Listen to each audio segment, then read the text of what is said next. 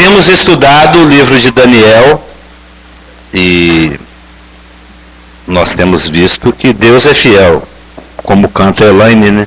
Deus é fiel, tu és fiel. Hoje nós vamos ver mais uma demonstração da fidelidade de Deus.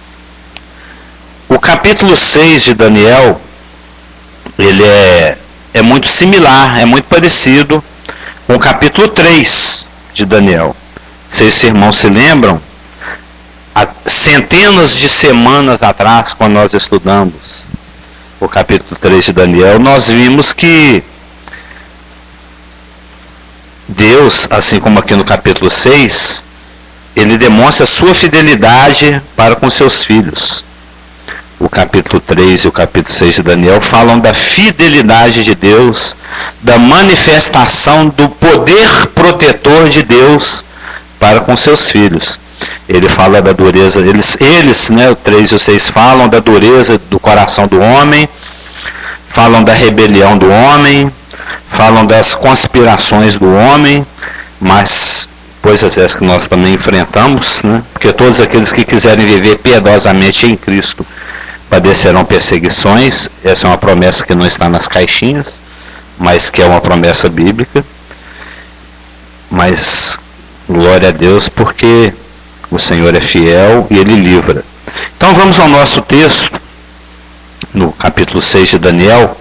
Eu gostaria de ler com os irmãos.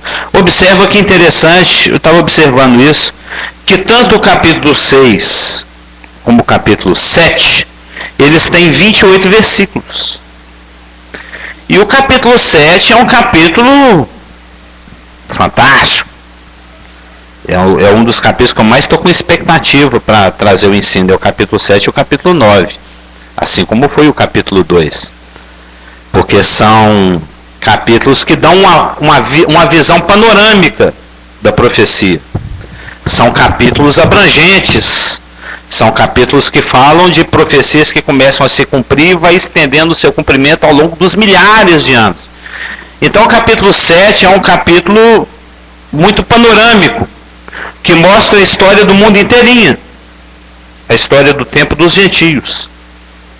É um capítulo muito escatológico, muito teológico, muito exegético, tem muito conteúdo, tem muita substância, como diria na terra das pessoas que aqui congregam, né? Tem muita substância, é um capítulo, né, pesado, é um capítulo rico. Tanto é que o capítulo 5 nós gastamos um dominguinho só para falar. É um capítulo histórico, tem a sua lição moral, que foi o capítulo que apresentou a rebelião do Belsazar, a escritura na parede. Hoje também nós vamos gastar um dominguinho só com o capítulo 6, que é um capítulo que fala da fidelidade de Deus e do livramento de Daniel da cova dos leões, assim como Sadraque, Mesaque e Abednego foram livrados da fornalha de fogo. Mas, tanto o capítulo 6 como o capítulo 7 tem 28 versículos. O Espírito Santo está querendo dizer com isso, eu até vi essa expressão no comentário que eu li esses dias, ele está mostrando para os alunos da Escritura, olha que termo bonito, né? Para os alunos das Escrituras, que do ponto de vista de Deus, esse capítulo 6, que é um capítulo histórico, bom dia, é um capítulo que fala da fidelidade de Deus, do livramento de Daniel, ele é tão importante como um capítulo denso, como um capítulo escatológico, como um capítulo panorâmico, que vai ser o capítulo 7. Então, da ótica do Espírito Santo, são igualmente importantes. Então, vamos ao nosso texto.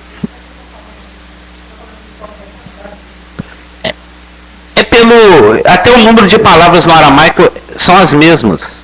Então você vê que o peso de importância escriturística que está sendo apontado pelo Espírito Santo, o nosso verdadeiro professor, ele me chama professor, mas o nosso professor é o Espírito Santo, é igual. Apesar da densidade teológica ser muito maior no capítulo 7, mas em graus de importância, ambos são importantes. Porque toda a escritura é inspirada e útil. Claro, o número de versículos ele é algo a posteriori, mas no aramaico, inclusive, o número de palavras é a mesma. Aí que é importante, exatamente. É porque a advogada, ela gosta de ir ali na ipsiliteralidade das cláusulas, né? Que é importante, é lógico, você seria uma boa exegeta. Então vamos ao nosso texto, que se encontra em Daniel capítulo 6. Né? Como já tem sido costume, eu vou lendo, os irmãos me acompanham. Pareceu bem a Dário, lá no versículo 31, né? Vamos começar no 5:31 só para pegar o contexto. Né?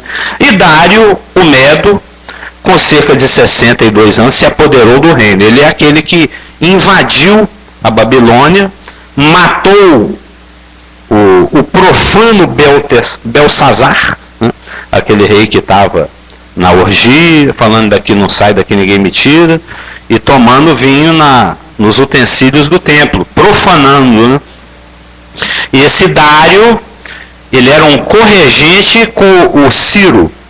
Dário era um Medo, Ciro era um persa. Como Babilônia tinha muito poder, era a cabeça de ouro, lá da estátua do capítulo 2, nem os medos, que eram vassalos dos babilônios, nem os persas, que também eram vassalos, um povo escravizado pelos babilônios, tinham poder suficiente para poder vencer Babilônia. Mas Deus já havia dado, na sua visão profético-escatológica do desenvolvimento do poder gentílico dentro do seu tempo, né, o tempo dos gentios, que após a cabeça de ouro, lá no 2:39, se levantaria um outro reino, um pouco inferior. Né? Depois de ti se levantará outro reino inferior ao teu. Ou seja, na sequência do poderio da cabeça de ouro, viria o poderio dos braços e do tórax de prata. Um braço são os medos, o outro braço são os persas. Ou seja, já que os medos escravizados pelos babilônios não tinham poder suficiente para vencer os babilônios e nem os persas, os dois se juntaram, os medos e os persas, e juntos conseguiram vencer Babilônia. E isso aconteceu no dia 12 de outubro de 539 a.C., sendo que Ciro ficou no comando de todo o império, e o Medo, que era o Medo Dário, que era um corregente com o persa Sírio, ele se estabeleceu na capital Babilônia, aonde o funcionário público Daniel prestava serviço. E ele, como um corregente, como alguém que tinha igual autoridade sobre todo o império, assim como Ciro, né? Porque eram os medos e os persas, o Ciro representando a Pérsia e o Dário representando os medos. E ele vai tomar essa decisão administrativa aqui do verso 1. Pareceu bem a Dário. É Dário ou Dario, hein? Tem o Dario peito de aço, né? Dario. Exato, eu sempre tenho essas dúvidas porque muita gente fala Dário. Então o Dario, o Dadá, né? O Dadá, né? Não é o Maravilha, né? Pareceu bem a Dario constituir sobre o reino a 120 sátrapas. Sátrapas. Sátrapa é uma palavra no aramaico sarak, S-A-R-A-K, que significa chefe ou cabeça. Né? Ele resolveu, por uma questão administrativa, porque o reino era muito grande. Antes do reino Medo-Persa, nenhum reino no planeta, na história humana, havia sido tão grande quanto ele. Em termos territoriais, ele era maior ainda do que o reino babilônico. Maior ainda. Então, era um império muito vasto. Então, por uma questão administrativa, e administrativa entenda-se recolher dinheiro, né, por uma questão tributária, para facilitar a arrecadação tributária, dividiu-se o reino em... Você vê a extensão do reino em 120 províncias. Né? 120, até a palavra aqui, satrapia, repartição tributária. Dividiu-se o reino em 120 repartições tributárias. E sobre cada repartição tributária, ou seja, sobre cada satrapia, estabeleceu-se um chefe, um cabeça, um sátrapa. E sobre esses 120 sátrapas, estabeleceu-se 3 presidentes, que na realidade a palavra aramaica é príncipe. Então tinha Ciro e Dário, o persa e o medo, abaixo dele 3 príncipes, 3 presidentes, e abaixo dos 3 presidentes 120 sátrapas. Sendo que um desses 3 príncipes ou presidentes era Daniel. Era Daniel. E nós vamos ver que o Daniel se destacou acima dos 3. Pareceu bem a Dario constituir sobre o reino as 120 sátrapas que estivessem por todo o reino. E sobre eles, 3 presidentes, dos quais Daniel era um, aos quais estes sátrapas dessem conta, para que o rei não sofresse dano. Falando de tributo, arrecadação de imposto. Então o mesmo Daniel se distinguiu destes presidentes e sátrapas. Ele mostrou mais excelência do que os outros 122. Porque nele havia um espírito excelente. Bom dia. O rei pensava em estabelecê-lo sobre todo o reino. O rei já está pensando assim, eu vou sair da cadeira e colocar o Daniel, porque ele é bom de serviço demais. Então, os presidentes e os sátrapas, os outros 2, os 120, procuravam pretexto. A palavra no aramaico aqui é pretexto. Ilá, no aramaico, que é apóstrofo I-L-L-A. Eles procuravam pretexto, uma circunstância para gerar uma acusação, uma causa para ter com que acusar. Procuravam pretexto para devorar Daniel aos pedaços, né, para acusar Daniel. É aquela palavra que apareceu lá no capítulo 3. A respeito do reino. Mas não puderam achá-la, não puderam achar esse pretexto. Nem culpa alguma, porque ele era fiel e não se achava nele nenhum erro nem culpa. As palavras no aramaico aqui, erro e culpa, elas apontam para incapacidade administrativa, erro, ou culpa, ou falha, que seria uma incapacidade moral. Ou seja, eles montaram a campana, ficaram vigiando o Daniel e não viram nenhum erro administrativo e nenhuma culpa, nenhuma incapacidade moral. Ou seja, nem na parte pública, nem na parte privada, nem na sua vida pessoal, eles conseguiram encontrar um erro em Daniel. O rapaz é caxião, né? Não se achava nele nenhum erro nem culpa. Verso 5. Disseram, pois, estes homens, nunca acharemos um pretexto para acusar a este Daniel, se não a procurarmos contra ele na lei do seu Deus. Então, esses presidentes e sátrapas foram juntos ao rei e lhe disseram, ó rei Dário, vive eternamente. Todos os presidentes do reino, os prefeitos, sátrapas, conselheiros, governadores, concordaram em que o rei estabeleça um decreto e faça firme o interdito que todo homem que, por espaço de 30 dias, fizer petição a qualquer Deus ou a qualquer homem, e não a ti, ó rei, seja lançado na cova dos leões. Agora, pois, ó rei, sanciona o interdito e assina a escritura, para que não seja mudada, segundo a lei dos medos e dos persas, que não se pode revogar. Por esta causa, o rei Dário assinou a escritura e o interdito.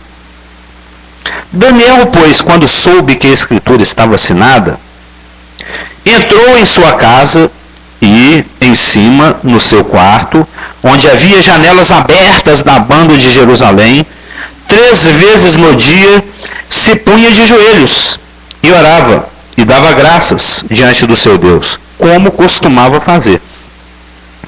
Então aqueles homens foram juntos e, tendo achado a Daniel a orar e a suplicar diante do seu Deus, se apresentaram ao rei e, a respeito do interdito real, lhe disseram, Não assinaste um interdito que por espaço de 30 dias todo homem que fizesse petição a qualquer deus ou a qualquer homem e não a ti, ó rei, fosse lançado na cova dos leões?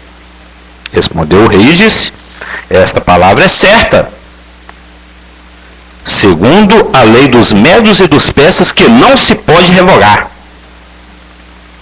Então responderam e disseram ao rei: esse Daniel, esse chulezento aí, que é dos exilados de Judá, esse nazareno, né, igual se referiu a Jesus, aquele nazareno lá, não faz caso de ti, ó rei, e nem do interdito que assinaste. Estão acusando ele de rebelião. Antes, 3 vezes por dia faz a sua oração. Tendo o rei ouvido essas coisas, ficou muito penalizado e determinou consigo mesmo livrar a Daniel, e até ao pôr do sol se empenhou por salvá-lo. Então aqueles homens foram juntos ao rei e lhe disseram: sabe, ó rei, que é lei dos medos e dos persas que nenhum interdito ou decreto que o rei sancione se pode mudar. Então o rei ordenou que trouxessem a Daniel e o lançassem na cova dos leões. Disse o rei a Daniel: o teu Deus, a quem tu continuamente serves, que te livre. Foi trazida uma pedra e posta sobre a boca da cova. Selou-a o rei com seu próprio anel e com o dos seus príncipes, os seus grandes, para que nada se mudasse a respeito de Daniel. Então o rei se dirigiu para o seu palácio, passou a noite em jejum e não deixou trazer à sua presença instrumentos de música, e fugiu dele o sono. Pela madrugadinha, ao romper do dia, levantou-se o rei e foi apressadamente à cova dos leões. Chegando-se ele à cova, chamou por Daniel com voz angustiada e triste. Disse o rei a Daniel: Daniel, servo do Deus vivo, dar-se-ia, Mesópolis é bonita, né? Dar-se-ia o caso que o teu Deus, a quem tu continuamente serves, tenha podido livrar-te dos leões? Então falou com muita cortesia Daniel ao rei: ó rei, vive eternamente. Porque no aramaico o tom de voz é de cortesia e descanso, quem está nem um pouquinho preocupado, né? O meu Deus enviou o seu anjo e fechou a boca aos leões, para que não me fizessem dano, porque foi achada em mim inocência diante dele. Também contra ti, ó rei, não cometi delito algum. Então o rei se alegrou sobremaneira. Começou a cantar, né? Ficou todo alegrinho. No aramaico é saltitante de alegria.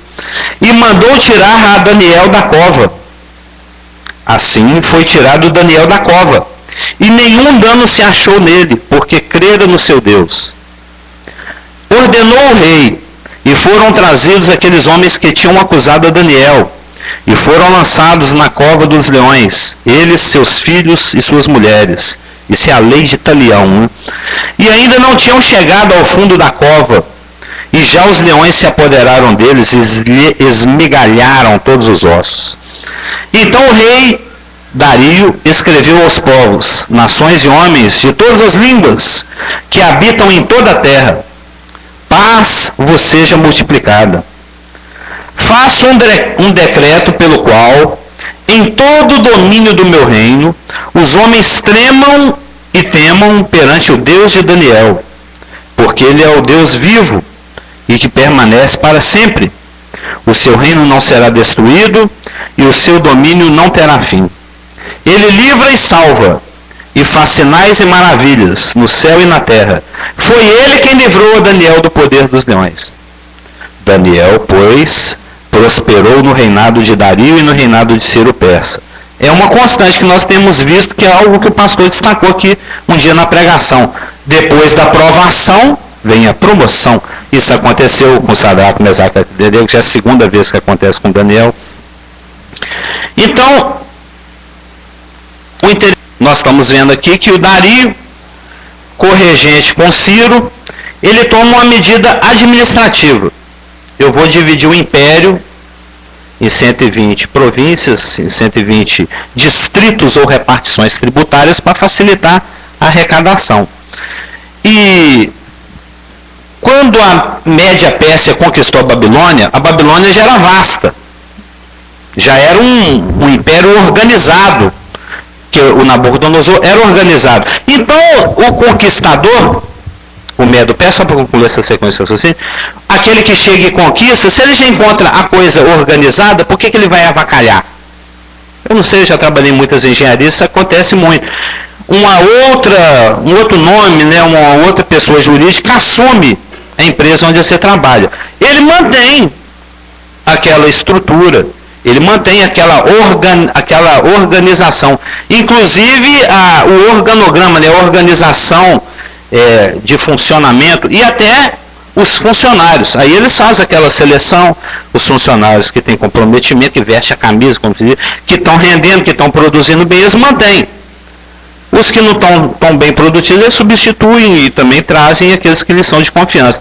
Então, quando a Média Pérsia conquistou a Babilônia já era um império organizado, eles mantiveram aquela lei, aquela ordem, aquela estrutura, mesmo porque isso facilitaria a arrecadação tributária. Até desmanchar toda uma infraestrutura e construir outra, é lógico que eles deram a aperfeiçoada deles. E, evidentemente, se Daniel ele se destacava, né, como um excelente funcionário público no reino da Babilônia, ele foi mantido no período Medo-Persa.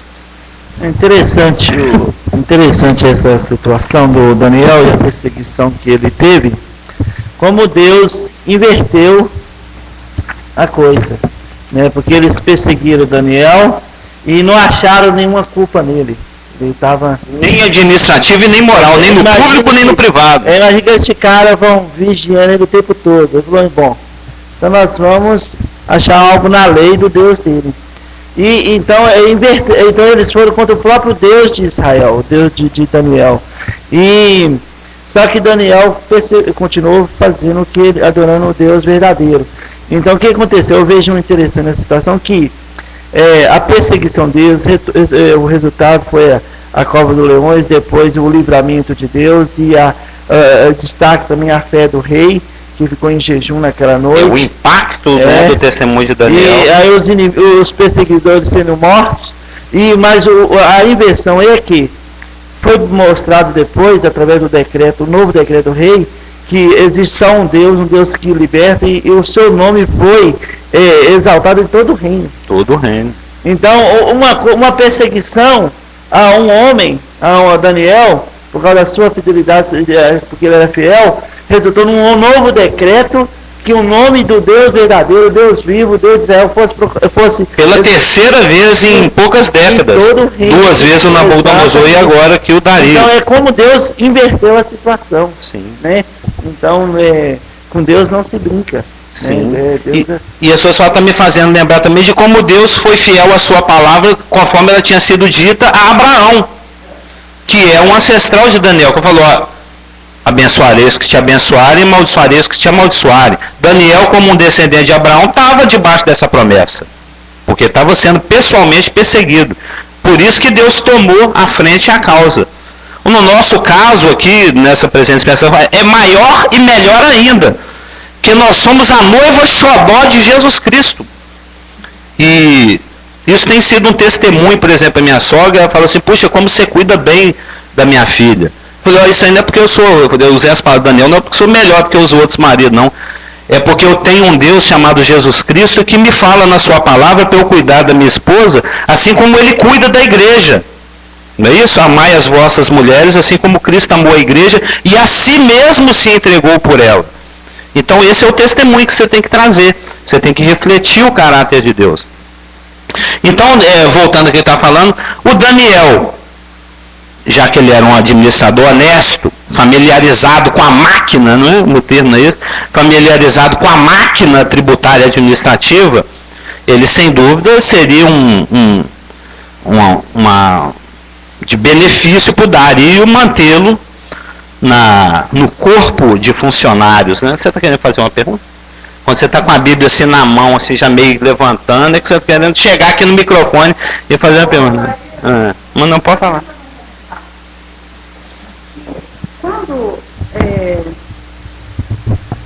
Aqui fala que teve aquela situação do Belsazar e foi dito a ele, escrito na parede, que ele seria tomado o reino. Sim. Aí nós começamos a segunda parte da estátua, que é o peito de prata, né? Exatamente, os Medo-Persas.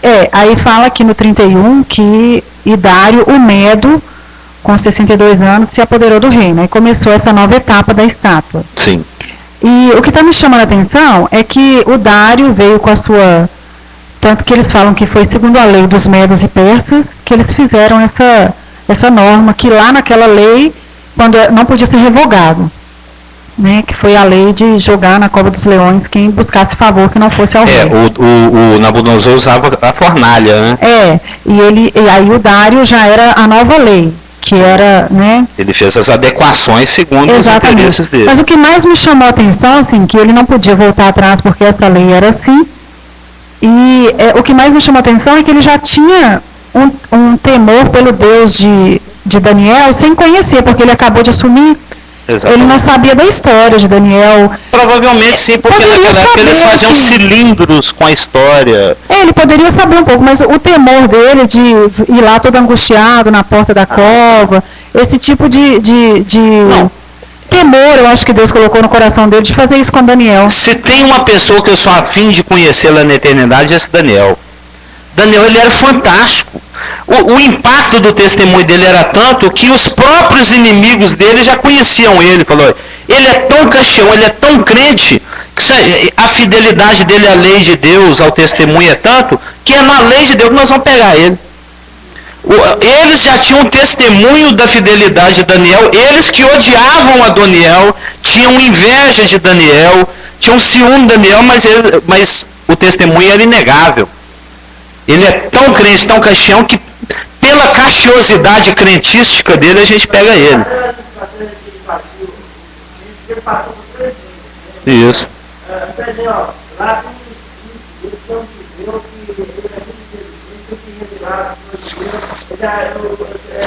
Ele já tinha uma reputação.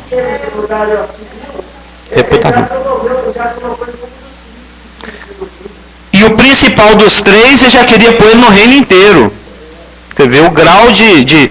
E exatamente essa integridade do Daniel, a gente sabe como é que é a política. O que caracteriza a política? É uma coisa que tem muito no Brasil, tem igual mato, corrupção. Com essa caixosidade crentística, a corrupção estava inibidíssima. Estava difícil roubar.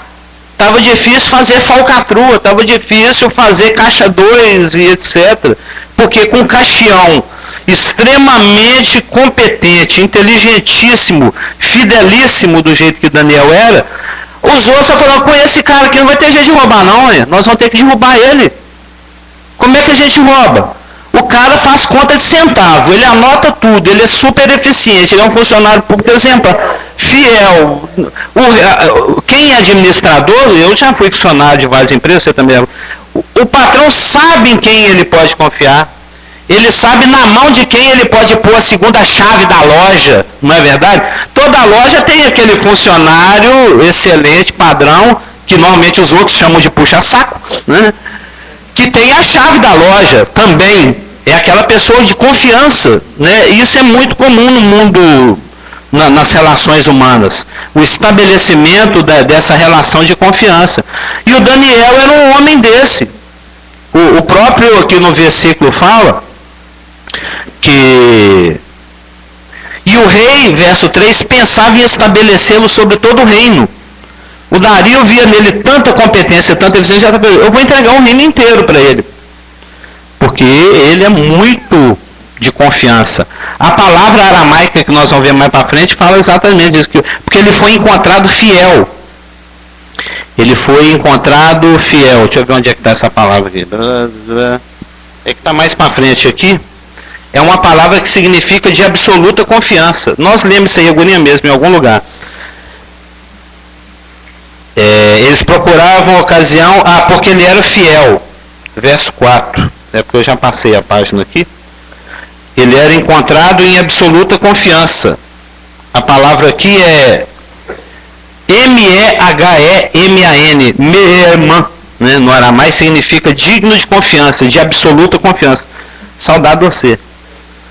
E é bom te vê-lo novamente.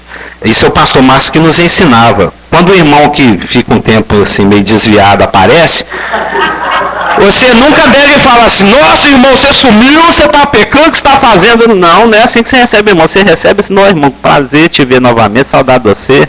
Né? Que bom tê-lo aqui novamente. Você lembra que o pastor Márcio nos ensinava? Nós estamos aqui em família, a gente pode conversar assim, né? Você não chega assim cobrando, você chega estendendo tapete. Nossa, que bom te ver, que saudade, ó. Mas não, aquele assim, ontem ele apareceu, né?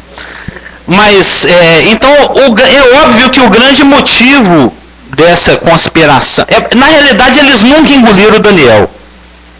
Na realidade eles nunca engoliram Daniel. Então, o que eles vão fazer? Você lembra que nós fazemos...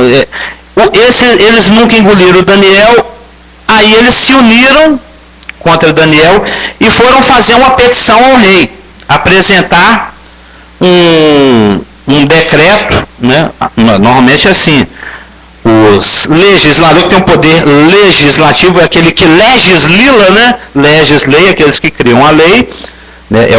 Os legislativos. Depois o executivo vem e executa e o judiciário fica de olho, que é o Supremo Tribunal Federal está fazendo desse jeito. A lei criada pelos legisladores e que foi executada pelos executores executivos, vou ver como é que está acontecendo aqui. É assim que funciona a máquina. Então os legisladores, os sátrapas, os príncipes e os seus 2 presidentes, que Daniel não ia conspirar contra ele mesmo, legislaram, criaram esse decreto e levaram para sanção. Ele tinha que ser sancionado ou vetado, né?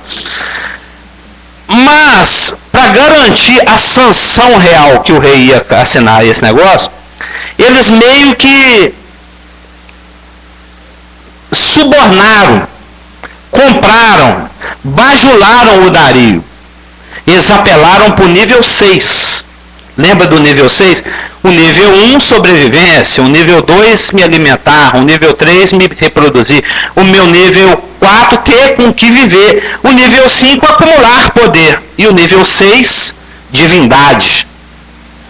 O Dario, ele já estava naquele nível que o Nabucodonosor estava quando ele chegou na janela dele lá. Essa é a grande Babilônia. Quando ele foi pastar e comer capim. Ou quando ele estava prestes a tirar a cortina do Big Oscar gigantesco, né, de 27 metros dele lá. Invocar a divindade. Isso é natural em todo ser humano. Esse processo todo aqui, ó. Querer chegar ao nível 6. O anticristo vai pretender isso na tribulação. Querer ser adorado. Aí, na realidade, eles estavam conspirando. O objetivo não era honrar o rei. O objetivo era derrubar o Daniel. Então, mas para isso precisava da assinatura e do carimbo do rei naquela lei. Aí eles chegaram bajulando o rei, oferecendo o nível 6 para ele, porque a palavra, aqui no verso 6, diz o seguinte, no verso 7. Todos os presidentes do reino, os prefeitos, sátrapas, conselheiros, governadores, concordaram, você vê, unânime entre nós e o rei, em que o rei estabeleça um decreto e faça firme o interdito que todo homem que por espaço de 30 dias, que era o período de tramitação da coisa, né? Depois ela ia ficar ad perpetuum, né? Fizer petição a qualquer Deus ou qualquer homem e não a ti, ó rei, seja lançado na cova dos leões. A palavra que fazer petição no aramaico é ba'u, né? B-A''U com circunflexo, ba'u, que significa fazer pedido a uma divindade, orar. Ou seja, eles chegaram, bajularam, estão tentando comprar o rei com nível 6, falando, e aí rei, quer uma divindadezinha aí? Quer ser tratado igual Deus? Aí o rei, né, opa, aí ele foi lá no ego dele e nem pensou 2 vezes, ele assinou. É lógico que secundariamente, né, para não parecer assim, para não ficar tão gritante que ele estava sendo, que aquilo era uma anuência egoísta, né, que ele estava cedendo ao bajulo da concessão da divindade por parte de todos eles unânimes, eles estão colocando uma forma bem satânica, bem senão nós todos concordamos em que o rei já está merecendo ser tratado como Deus. Nós estamos oferecendo um decreto aqui, é só se assinar a partir de hoje, nós vamos nos dirigir a ti como quem se dirige a um Deus. Nós temos que te bausar, né? Fazer um pedido como quem pede uma divindade, ao Marduk, ao Nebo, seja quem for. E o rei, pela a Constituição do Aramaico, ele considerou isso como um ato de compromisso da fidelidade daqueles administradores, que é o que o Nabucodonosor, a priori, estava cobrando quando ele erigiu aquela estátua.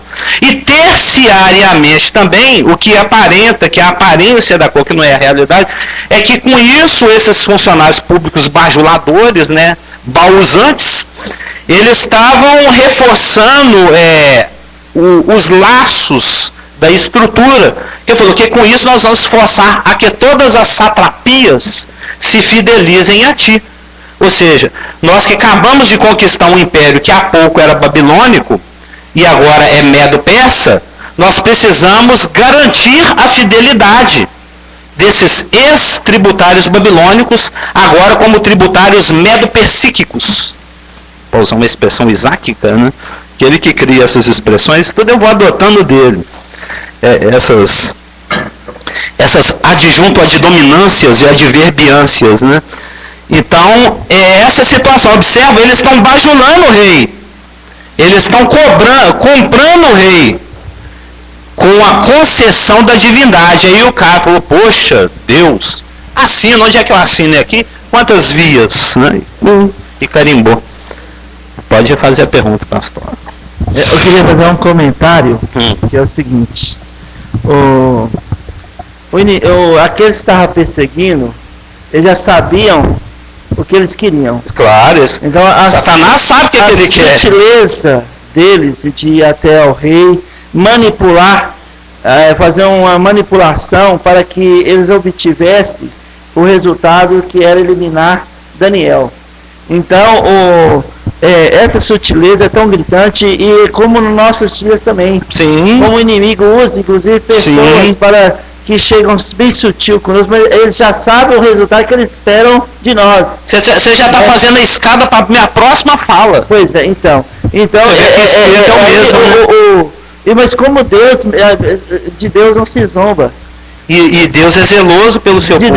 E Deus conhece os corações. Claro. E Deus inverte as coisas. Inverte. Né? Foi um versículo que uma vez... a lição desse capítulo é isso. Um versículo que ela citou uma vez, eu não me recordo bem o versículo. Muitos 20 anos atrás. Né, que sobre essa inversão, como Deus faz, quando as pessoas perseguem você, perseguem a nós, Ele faz essa coisa de uma forma tão especial, não para que destruir a pessoa, mas para que o inimigo se envergonhe. Sim. E só completando, você falou do pastor Marco, nem sempre uma pessoa que não vem um culto ou do estudo, ela está desviada. Claro, exatamente. Talvez isso aqui é algo da nossa família. Não, amado, talvez estava trabalhando e tudo, claro. E nem sempre. Nem sempre. Pode ser que nesse caso sim, né? Claro. Mas pastor Geraldo fez agora igual o R49. Ele já fez aquele lançamento no ponto futuro. Já viu? Você viu a reportagem sobre isso? O lançamento no ponto futuro. Ele já sabe como é que o atacante está avançando, ele já sabe que ele vai estar naquele momento lá na frente, lá dentro da área. Ele já cruza na cabeça que ainda não está lá. Ele é bom nisso, o rapaz 49 lá. Então o pastor já fez aqui o lançamento no ponto futuro para mim aqui, porque o Espírito Santo é um só e ele nos ministra, nos dá unção. Porque o que me chamou muita atenção no texto, o que mais me chamou a atenção em todo esse estudo, foi exatamente a forma como os inimigos de Daniel se referiram a ele, que já havia acontecido antes.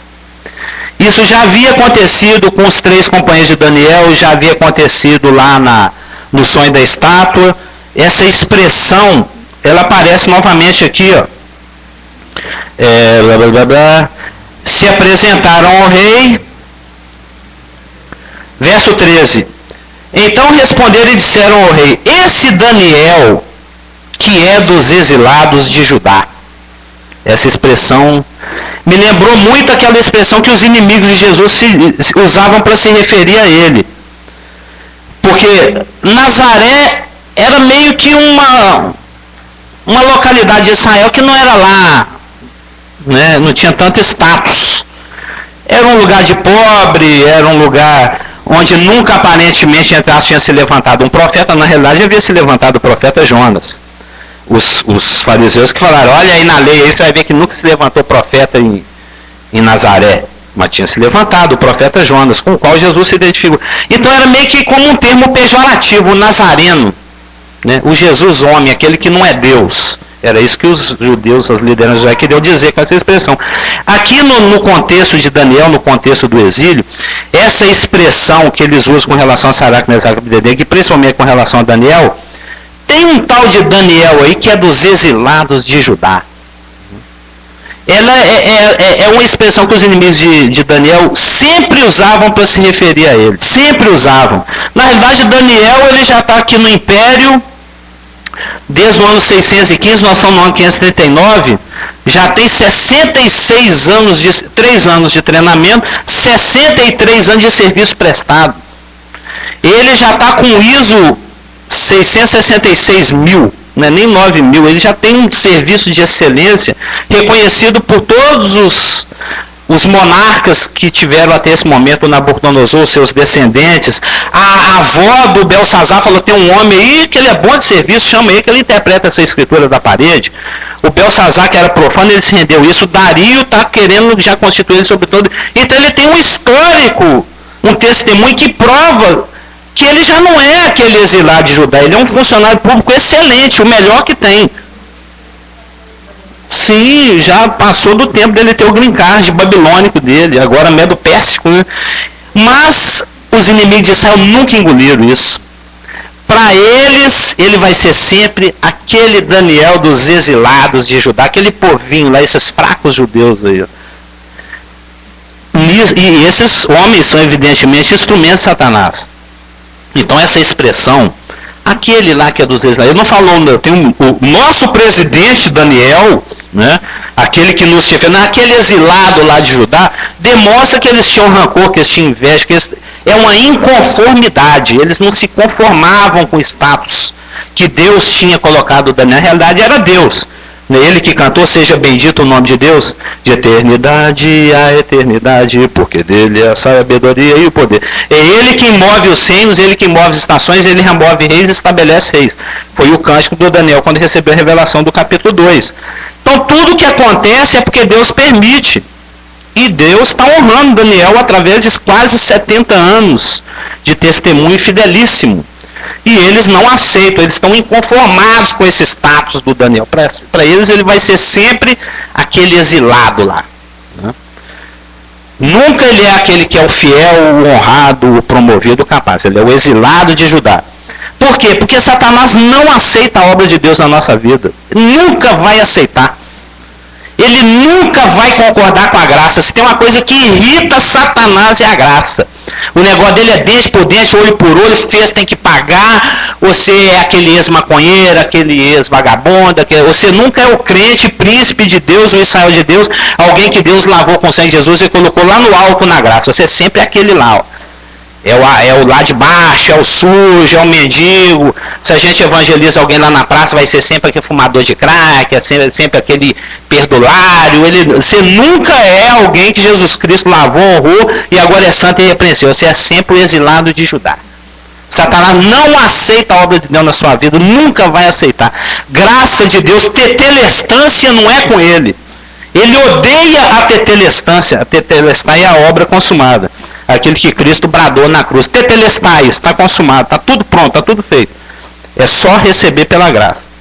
Ele sempre vai trazer, o pastor pregou isso acho que domingo passado, que ele sempre vai trazer à tona os nossos pecados. Ele sempre vai ter uma acusação. Ele sempre vai ter alguém do seu lado para falar, mas você ontem, hoje, agonia mesmo, hein, daqui a pouco. Sempre tem alguém do seu lado. Sempre tem alguém, até na igreja, fala assim, você não vê no pouco que você está pecando, irmão. Sempre tem um ali para acusar. O nosso contexto aqui é outro. Então a gente tem que tomar cuidado com o espírito que a gente abraça. Porque muitas vezes você está sem porta-voz, você está para ficar acusando, né? Aquele exilado ali, ó. Exilado de Judá. Observa o coração desses homens. eles não engoliam Daniel, né? Ele era o, como é que chama o rapaz que tem que ser engolido? Ele era o zagalo da época, né? Eles não zagalavam o Daniel de maneira nenhuma, não engoliam o Daniel, não aceitavam. Aí eles fizeram essa armadilha, né? Balançaram uma divindade para o rei assinou. Por isso que quando chega lá no verso 14, tendo ouvido o rei essas coisas, ficou muito penalizado. No aramaico, significa, ele ficou profundamente triste consigo mesmo. Por quê? Que ele ficou profundamente triste consigo mesmo? Porque ele percebeu a armadilha que ele tinha caído. Eu me deixei subornar por essa divindade e agora eu vou perder o meu melhor funcionário, o meu melhor amigo, um homem extremamente capaz. Né? Por isso que ele ficou triste consigo mesmo. Que é o que está traduzido aqui, penalizado. Sim? Eu quero fazer uma pergunta, não parcialmente, mas totalmente. Né? Que é a seguinte, não é nem uma pergunta, é só uma colocação.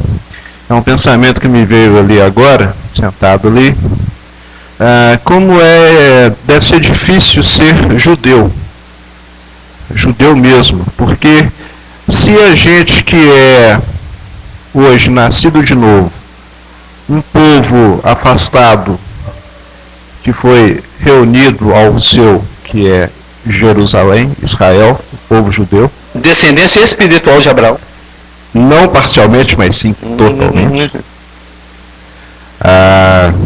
Então, é muito interessante porque a gente, eu pelo menos nunca vi, não tinha visto ainda até este momento. Agora, eu não tinha percebido isso. E pode ser que seja uma coisa muito interessante no sentido de que a gente é tentado por Satanás a fazer ou as coisas acontecerem de várias formas. Como você falou, ele é inimigo mortal daquele que é nascido de novo e daquele que é da graça, né? E daquele que é judeu mesmo, de raiz. E eu pensei ali agora, se ele tem um cuidado especial, como você falou, com todo aquele que crê, imagina o judeu. Se a gente está reclamando porque a gente peca e a gente é perseguido e parará pororô, e o judeu mesmo, que é tentado, deve ser o triplo do que a gente é tentado, e a gente nunca imagina isso. A gente ouve falar daquele povo que está lá nas guerras, é um povo especial, um povo de Deus, todo mundo sabe, mas ninguém entra a fundo no sentido de, bem engraçado. Se eu, como gentil, sofro as tentações, e ele sendo judeu mesmo. Isso aí também levantou a bola para porque é 50 que termina, né? Que eu confundo às vezes a quarta com o domingo. É porque o outro é 1 hora, que são só 50 minutos. Eu podia dilatar para 1 hora esse aqui. Para fechar, porque hoje nós estamos aqui nesse momento dispensacional, mas vai chegar o momento em que a igreja vai ser arrebatada. E um novo Nabucodonosor vai ser levantado, que é o anticristo. E ele vai perseguir Israel na tribulação. Pelo fato disso tudo que o irmão aí acabou de comentar. Por ser descendência de Israel. Porque como Jesus falou para a mulher samaritana, a salvação vem dos judeus. Por todos esses aspectos, porque as escrituras foram dadas e entregues aos cuidados dos judeus. Pelo fato que eles são o povo de Deus. Pelo fato de que Deus amou Abraão e Abraão retribuiu isso com fé. Então esse capítulo 6, assim como o capítulo 3, e eles têm as suas semelhanças, né, porque eles falam da perseguição e falam do livramento.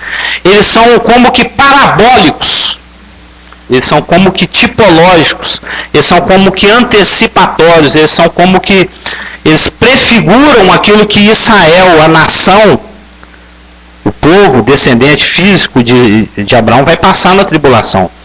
Vai ser perseguido, vai ser acusado, vai ser devorado em pedaços, né? Porque a palavra aqui...